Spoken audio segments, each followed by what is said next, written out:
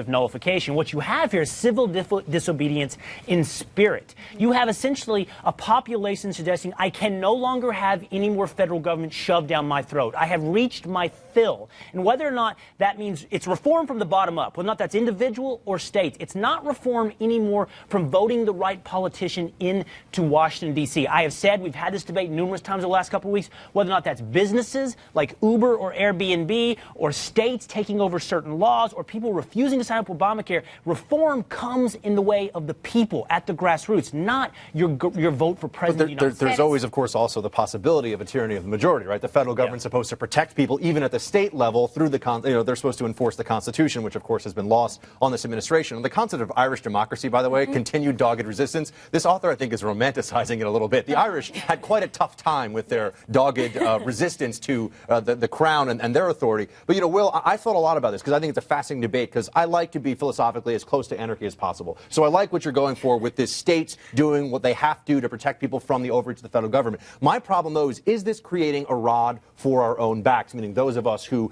believe in liberty and believe in the Constitution? Because if we can do this for Obamacare, or if we can do this at the state level for marijuana, why can't they do it for the Second Amendment with guns? Why can't they do it with, there's so many of these radically blue states now, they can just abrogate whatever parts they want. And now we get into this war of, well, what's the law? Aren't you willing to submit yourself to that debate? Wouldn't you rather submit yourself to the pluses and minuses of federalism as opposed to I'll gamble with what comes out of the federal government? In other words, let's say Massachusetts does come down with the rod on the Second Amendment. You can always still vote with your feet to move to Texas. But and that's the way the system is isn't nullification inherently anti-federalist in a sense? That's kind of what I mean. You're not actually allowing for the process to play out. You're subverting the process and hoping they don't. I think it is, and this is where I like my. I'm closer philosophically than I'm saying. I agree with you, though, and this is where I like my technical argument for it, because I think there is more power here than there is of something like marijuana. I think when you're legalizing marijuana at the state level and you're just ignoring federal laws, that sets a very dangerous precedent that could be used in a way that you don't like down the road. But in this situation, because the federal government is the one that is carrying out the penalties,